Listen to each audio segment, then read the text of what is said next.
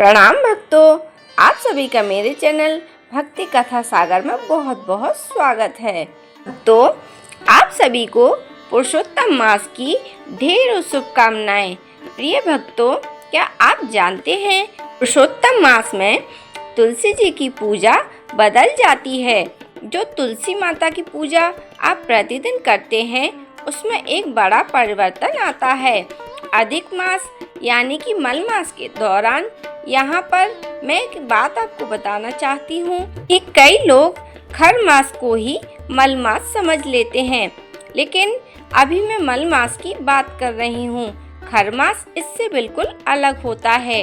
देखिए, खर मास तब लगता है जब गुरुदेव की राशि पर सूर्य भ्रमण करते हैं, तब खर मास पड़ता है, जो कि हर साल 2 बार पड़ता है।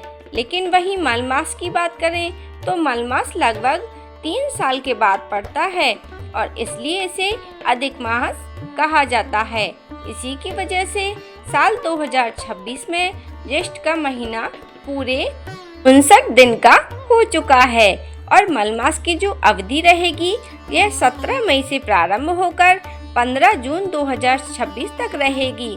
इस मल मास को पुरुषोत्तम मास या फिर अधिक मास के नाम से भी जाना जाता है।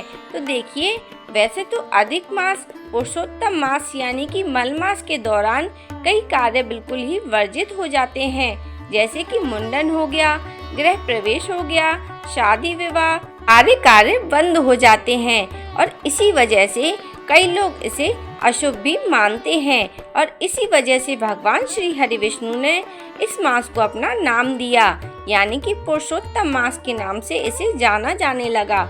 इस महीने में जितना हो सके हमें भगवान श्री हरि विष्णु को प्रसन्न करने की कोशिश करनी चाहिए, क्योंकि पूरे 3 वर्षों के बाद यह एक ऐसा समय आता है जब आप अपनी मनवांछित इच्छाएं भगवान श्री हरि विष्णु से पूर्ण करवा सकते हैं। और भगवान श्री हरि विष्णु को प्रसन्न करने का सिर्फ एक ही रास्ता है, तुलसी जी की सेवा करना।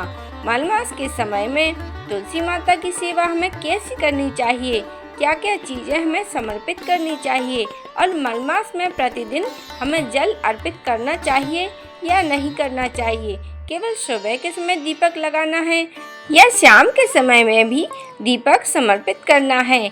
ऐसे कई सारे प्रश्नों के जवाब आज हम आपको इस वीडियो में देने वाले हैं। आप सभी को मिलेंगे आपके सभी सवालों के जवाब, सो बने रहिए वीडियो के अंत तक।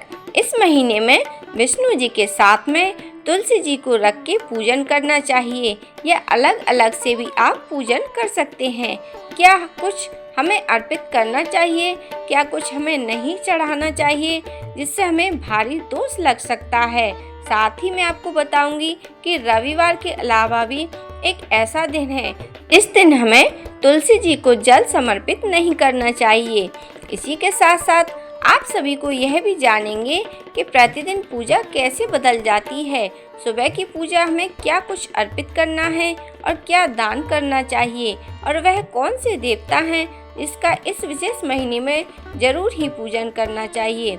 इस प्रकार की संपूर्ण जानकारी आज आपको हम देने वाले हैं।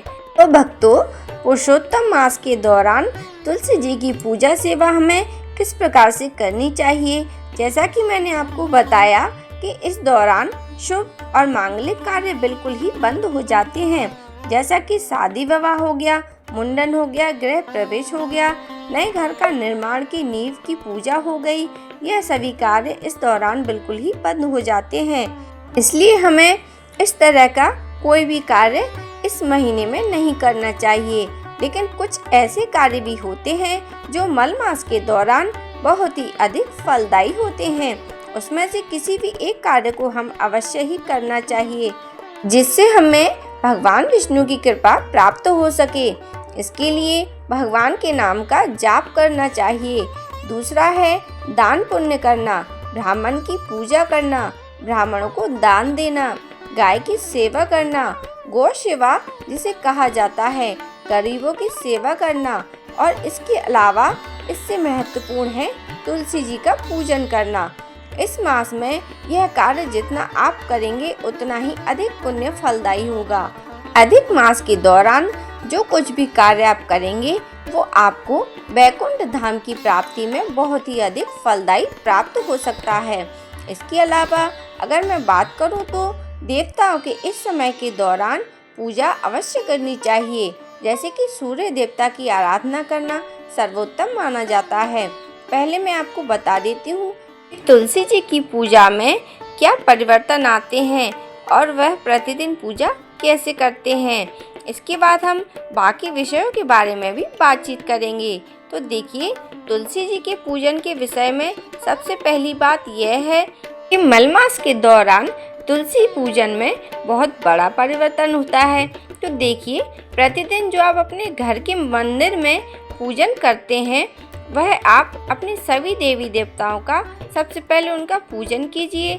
जो भी आपके घर में विराजमान देवी देवता हैं उन सभी का पूजन करें। प्रतिदिन की पूजा पद्धति आपको सुबह में जल्दी उठकर करनी होगी। जिस प्रकार से कार्तिक मास में या फिर माघ मास में श्री हरि विष्णु और तुलसी जी की सेवा का हमें पुण्य फल प्राप्त होता है, ठीक उसी प्रकार से अधिक मास यानी कि पुरुषोत्तम मास में भी जितना आप हो सके भगवान श्री हरि विष्णु और तुलसी जी की पूजा सेवा कीजिए, क्योंकि यह 3 वर्ष के बाद में एक बार ऐसा समय आता है जब हमें यह पुरुषोत्तम मास प्राप्त होता है। तो इससे सबसे पहले तो 5 देवताओं की पूजा की बात कही गई है। इन 5 देवताओं में जो आपके घर के मंदिर में विराजमान हैं, जिनके सूर्यदेव, गणेश जी महाराज, माँ आदि शक्ति दुर्गा भवानी, शंकर भगवान और भगवान विष्णु, ये 5 देवता कहे गए हैं। इनका पूजन तो हमें रोज करना ही चाहिए। तो जैसा कि मैंने आपको कहा, सुबह जल्दी उठकर स्नान आदि से निवृत्त हो जाएं, साफ स्वच्छ वस्त्र धारण करें और इन 5 देवताओं की पूजा करें। सूर्य देवता को आप जल समर्पित करें और उसके बाद में तुलसी जी को आप हर रोज जल समर्पित करेंगे। रोली, हल्दी, चंदन और अक्षत समर्पित करें और सुबह के समय में आपको एक घी का दीपक तुलसी जी माता के लिए लगाना है। इसी के साथ शाम के समय में भी आप तुलसी माता के पास एक घी का दीपक जरूर रखें। यह कार्य आपको इस महीने के दौरान पूरे महीने अवश्य करना है, लेकिन ध्यान रहे कि अधिक मास के दौरान भी एकादशी की तिथि में रविवार और मंगलवार, इन 3 तिथियों में तुलसी जी को जल समर्पित नहीं किया जाता है। यानी कि आप भोग प्रसाद समर्पित कर सकते हैं, तिलक लगा सकते हैं, दीपक प्रज्वलित कर सकते हैं, लेकिन जल इन दिनों में समर्पित नहीं कर सकते। इस बात का विशेष रूप से आप सभी को ध्यान रखना होगा। तुलसी जी के पूजन में आप किसी भी अधिक मास के दौरान किसी भी एक दिन, चाहे तो पूर्णिमा के दिन, एकादशी के दिन, अमावस्या के दिन, जब भी आपकी श्रद्धा हो उस दिन सुहाग की सामग्री जरूर समर्पित कीजिएगा। उन्हें लाल चुनरी समर्पित कीजिएगा। इस प्रकार से इस अधिक मास के दौरान आप नियम बना लें कि सुबह के समय में सूर्योदय से पहले हम उठ जाएंगे और सबसे पहले अपने घर के मंदिर में पूजा करने के बाद ही तुलसी जी की सेवा हम जरूर करेंगे। अधिक मास में जितनी आप तुलसी जी की सेवा करेंगे, सूर्य देवता को अर्घ्य देंगे, उतना ही उत्तम माना जाता है। आप उनके मंत्रों का जाप भी कर सकते हैं। जितना आप मंत्र जाप करेंगे उतना ही अच्छा होगा। सूर्य देव को जल देंगे और उस जल के लोटे में आप थोड़ी सी हो सके तो रोली, हल्दी और कुमकुम जरूर डाल लीजिएगा। आप लाल रंग के पुष्प भी समर्पित कर सकते हैं। ओम सूर्याय नमः, ओम सूर्याय नमः। इस प्रकार से मंत्र का जाप करते हुए पूरे अधिक मास के दौरान सूर्य देवता की आराधना जरूर ही कीजिए, अर्थात सूर्य देवता को जल समर्पित कीजिए। यह सूर्य देवता की बड़ी उपासना कहलाती है। इस अधिक मास के दौरान आप जितना तुलसी जी की सेवा करेंगे उतने ही भगवान श्री हरि विष्णु आपके ऊपर प्रसन्न होंगे। और इस अधिक मास के दौरान जितना आप सूर्य देवता को हर रोज जल समर्पित करेंगे, उनके मंत्रों का जाप करेंगे, उतना ही आपके हर कार्य क्षेत्र में तरक्की प्राप्त होगी। सूर्य देव इन ग्रहों के राजा कहलाते हैं। सूर्य के ऊपर जो तेज है वह तेज आपको प्राप्त हो जाता है यदि आप मलमास के दौरान सूर्य देव की उपासना करते हैं, उन्हें प्रसन्न करते हैं और अपने जीवन में एक अलग चमक आपको प्राप्त होगी।